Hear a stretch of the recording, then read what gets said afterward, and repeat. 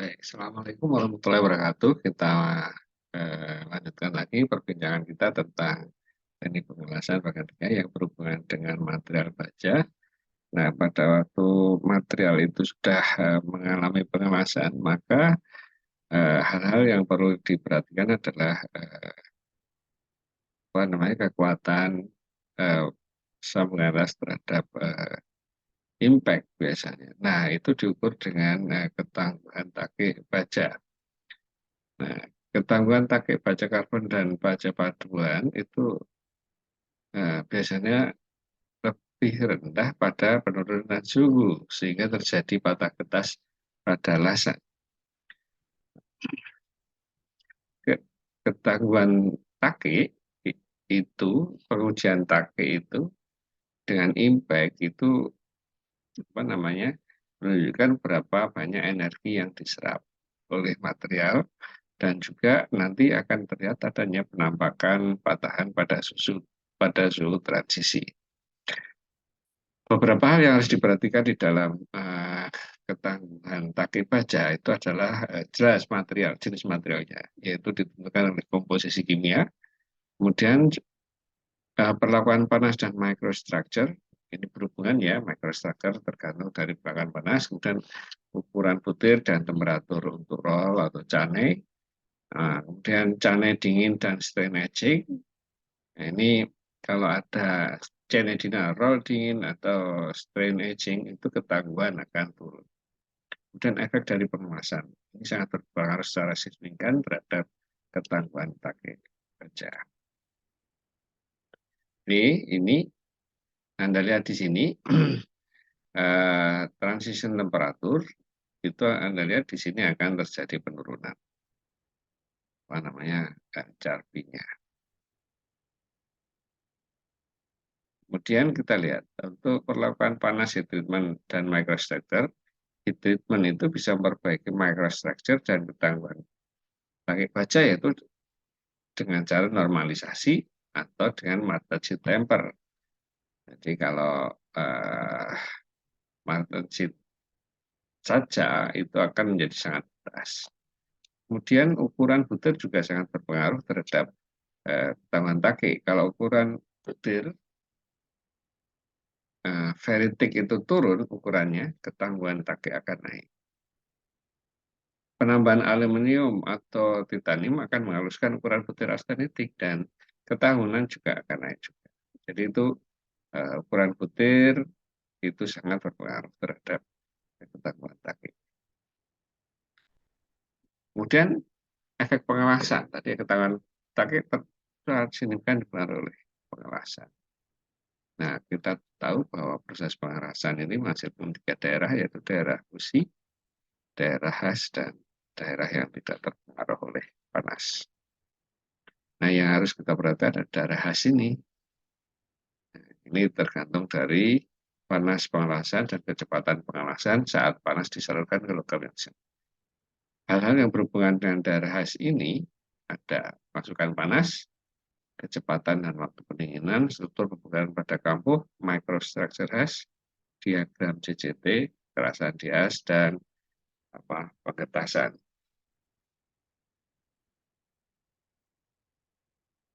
Masukan panas itu bisa dihitung dengan H itu 60 kali I kali E dibagi kecepatan las V. 7 per cm. Kemudian kecepatan dan waktu pendinginan.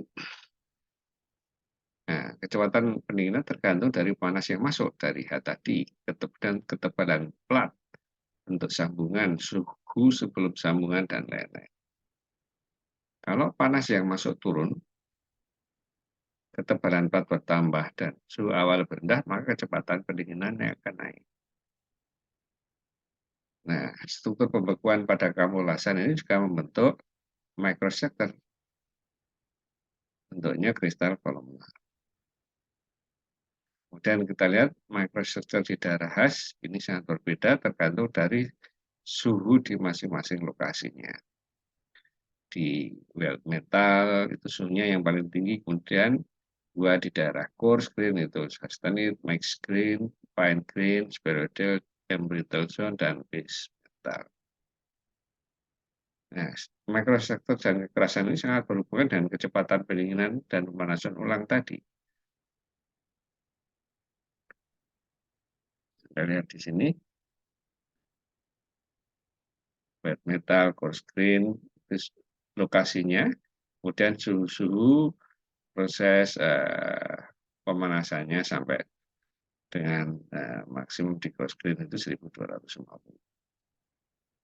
Nah, kita lihat microstructure-nya itu dari wet metal, kemudian coarse, nah, wet metal, coarse grain, fine grain, spheroidal, kemudian base metal.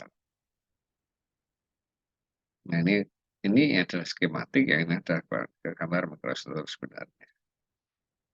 Nah, kemudian CCT diagram kita lihat kalau pendinginan cepat dia akan jadi fase apa, itu tergantung dari pendinginannya. Kita bisa lihat dari CCT diagram. Selain itu, microstructure itu juga menunjukkan sifat kekerasan dari material yang dihasilkan. Ya, di daerah mana kekerasannya berapa. Zona butir kasar kekerasannya tertinggi ini bentuknya martensitic. Jadi kalau karbon ekivalensinya kurang dari 0,4 itu weldability-nya bagus, prosedurnya mudah, hanya untuk preheat untuk menghilangkan air saja. Semakin tinggi karbon ekivalensinya, maka weldability-nya akan berkurang, sehingga proses pengelasannya menjadi semakin lebih rumit. Nah, kita harus lihat karbon ekivalennya ini. Kita lihat kalau karbon ekivalensinya semakin tinggi, itu menjadi kekerasannya juga tinggi.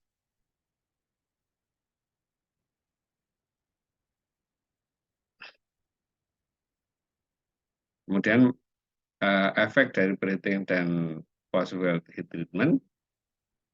Nah, ini kalau preheating yang tidak tepat, maka menghasilkan kekerasan atau kekuatan yang kurang tepat juga. Anda lihat di sini, daerah-daerah yang microstructure-nya berbeda, maka menghasilkan kekuatan impact dan kekerasan yang berbeda. Baik, mungkin itu saja yang bisa saya sampaikan untuk kali ini.